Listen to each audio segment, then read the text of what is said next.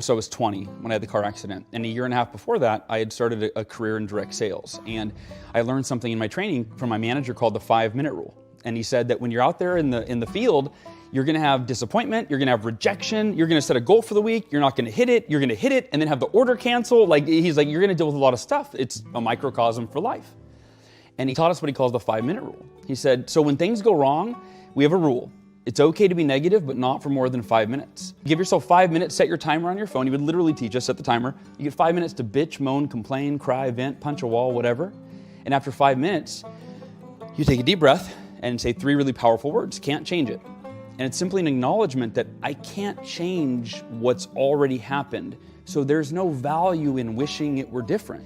And essentially I learned through reading Eckhart Tolle and things through years after that every negative emotion that we have is self-created by the degree of resistance that we have to our reality. Whether it's a past reality, whether it's happening right now, or whether it's even a projected future reality that we're afraid of. And so in the span of 5 minutes, I woke up, I was told I would never walk again. You know, I had 11 broken bones, permanent brain damage, and I went, well, can't change it.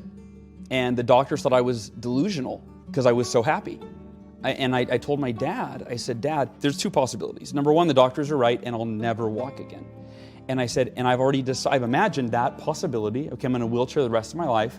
I promise, Dad, because my parents were concerned, the doctors were concerned, I said, I promise I'll be the happiest person you've ever seen in a wheelchair. Because I'm in a wheelchair either way. I'm gonna be happy, I'll be grateful. Why be miserable just because that's my unchangeable circumstance? And I said, the possibility number 2 is I will walk again. And I don't even know if it's possible, but I do know that that's what I want. So I've accepted the worst case scenario. I'm at peace with it. And all of my energy is going into walking again. I think about it every day. I visualize it. I pray about it. I talk about it, imagine it. And a week later, the doctors came in with routine x-rays. And they said, we don't know how to explain this, but your body is healing so quickly. We're gonna let you take your first step tomorrow. And that was 3 weeks after the accident. It went from like never walking again, and I'm thinking maybe like in a year, not in 3 weeks. And then I took my first step the next day. So I share that kind of backstory because every adversity that I've had since then, I'm able to leverage the lesson of, hey, if I can't change it, the only intelligent choice I have if I want to be happy is to accept it. 2008 was hard. It was actually harder for me to deal with than the car accident. And I think the reason is the car accident was the worst thing I'd imagine happening to me happen. And then it could only really get better from there. Like I was in the hospital, I woke up from a coma. It's like, okay, I'm gonna heal over time, right? With the economy, when it crashed, it's like I lost a couple clients. I'm delusional, first of all, right? Like there's a fine line between optimism and delusion. You probably cross it too sometimes, right? But I would, people be like, you know, you're worried about the economy? I go, I create my own economy. I don't watch the news. I don't pay attention to it, right? And I guess it was, you know, I'm losing client after client after client after client because they were affected by the economy and they couldn't pay me. And after I lost my first client, I went, oh man, can't change it. 5-minute rule, all right, that's a bummer, man. I've never lost a client. And then within a matter of weeks, I lost, you know, or about a month, I lost half of my clients, half of my income, couldn't pay the mortgage.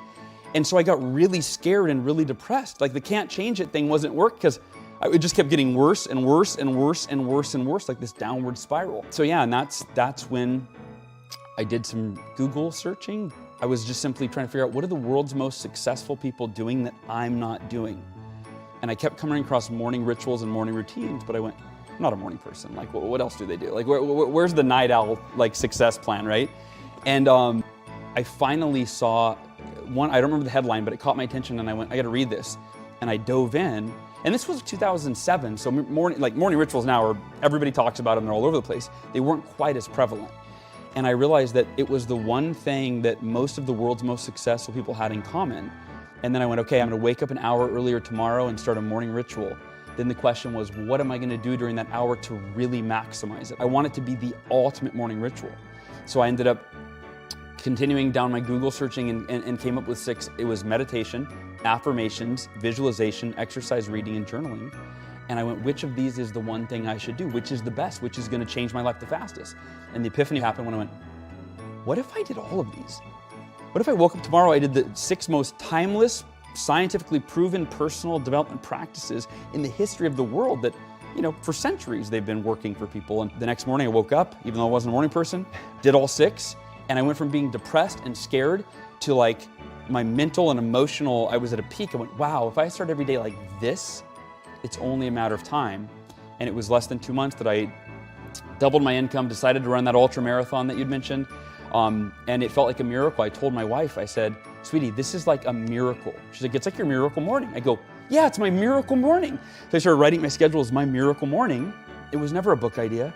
And the light bulb went off that I went, well, if this is changing my life and I wasn't a morning person, and it's changing all of my clients' lives and none of them were morning people, this could change the world. Like, I have a responsibility to get this message out there.